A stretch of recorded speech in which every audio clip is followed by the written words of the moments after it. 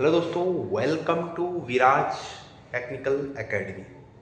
आज का हमारा टॉपिक होगा डिस्टेंस एंड डिस्प्लेसमेंट, दोनों में क्या अंतर है और क्यों जो डिस्टेंस होता है वो हमेशा greater than equal to displacement के मैग्नीट्यूड से बड़ा होता है। क्योंकि हमारा जो डिस्प्लेसमेंट है वो पॉजिटिव भी हो सकता है, नेगेटिव भी हो सकता है और जीरो भी हो सकता है, लेकिन हमारा जो डिस्टेंस है वो हमेशा क्या रहेगा, पॉजिटिव रहेगा।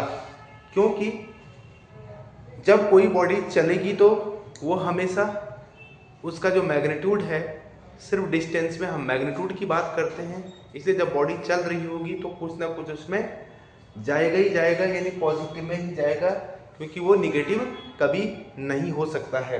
जैसे हमारे पास यहाँ पे अगर हम कहें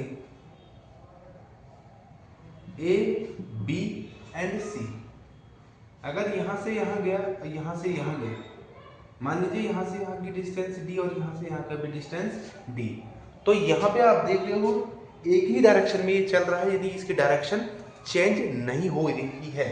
तो अगर हम यहाँ डिस्टेंस देखें तो यहाँ का जो डिस्टेंस है वो 2d हो जाएगा। सिंपली हम डिस्टेंस को क्या कर देंगे, ऐड कर देंगे।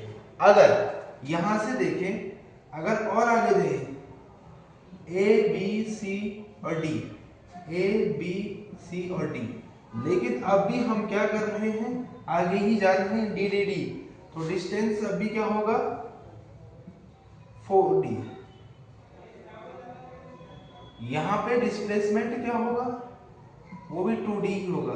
यहाँ भी डिस्प्लेसमेंट क्या होगा, वो अभी 4d ही होगा, D D D, 4d 3d, 3d है। तो जब तक डायरेक्शन चेंज नहीं होगी तब तक दोनों ही क्या आएंगे, एक ही आएंगे। और अगर हमारे पास अगर डायरेक्शन चेंज हो गई, अगर क्या हो गई, डायरेक्शन चेंज हो गई, मान लीजिए हम ये कहते हैं कि अब यहां से लेके ऐसे ये वापस आ गया, तो ए बी सी और ये यहां से ऐसे करके ये डी ये डी ये डी, अगर हम यहाँ पे डिस्टेंस देखें तो डिस्टेंस यहाँ पे आ जाएगा 3d, क्योंकि डिस्टेंस हमेशा ऐड होती है। डिस्प्लेसमेंट देखो, यहाँ पे डिस्प्लेसमेंट क्या हुआ, यहाँ से यहाँ तक तो वो पॉजिटिव गया है यानी 2d, और फिर यहाँ से यहाँ तक नेगेटिव आई यानी माइनस का d, तो क्या हो गया डिस्टेंस, या तो यहाँ पे जो डेफिनेशन है उसके हिसाब से डिस्टेंस डिस्प्लेसमेंट हमेशा क्या होगी, या तो इक्वल या उससे बड़ी। तो यहाँ पे तो इक्वल ही आ रही है क्योंकि सेम डायरेक्शन में चलेगा तो दोनों इक्वल। यहाँ पे देखो डिस्प्लेसमेंट छोटा हो गया और डिस्टेंस बड़ा हो गया। अब भी अगर देखें इस डायरेक्शन में चले, यहाँ से यहाँ तक आ जाए, यानी ए से बी गया और बी से फिर ए पे आ गया, यानी डिस्टेंस अगर देखें तो ये 2d हो गया और डिस्प्लेसमेंट क्या हो गया, 0, क्योंकि डिस्प्लेसमेंट क्या होता है, इनिशियल और फाइनल पॉइंट के बीच की दूरी। अब आप देख रहे हो यहाँ से यहाँ गया और यहाँ से फिर फाइनल, यानी दोनों के एक ही पॉइंट पे आ गए। जब एक ही पॉइंट पे आ गए तो उनके बीच कुछ फर्क ही नहीं बचा, यानी 0 हो गया। एक ही पॉइंट पे घूम के आ गया तो डिस्प्लेसमेंट 0 हो गया।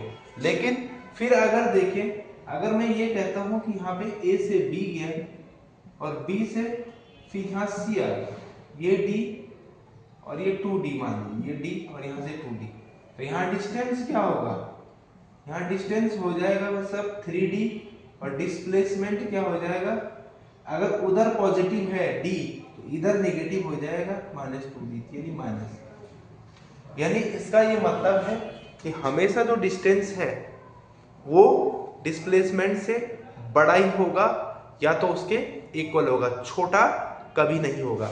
एक कंडीशन यहाँ पे ये है कि अगर हमारे पास कोई भी बॉडी सर्कुलर पाथ में चलती है, यानी ए से बी, बी से सी, सी से डी, तो तब भी अगर ये देखें तो अगर ये इनिशियल पॉइंट पे आ गया तो इसका जो डिस्टेंस होगा वो एक्चुअल पाथ यानी 2πr हो जाएगा और उसका जो डिस्प्लेसमेंट है वो 0 हो जाएगा, क्योंकि ए से चलने के बाद फिर से कहाँ पे आएगा, ए पे आएगा। ओके, फिर हम नेक्स्ट टॉपिक लेके चलेंगे एक नया सा नेक्स्ट टाइम पे। ओके, तब तक थैंक यू वेरी मच।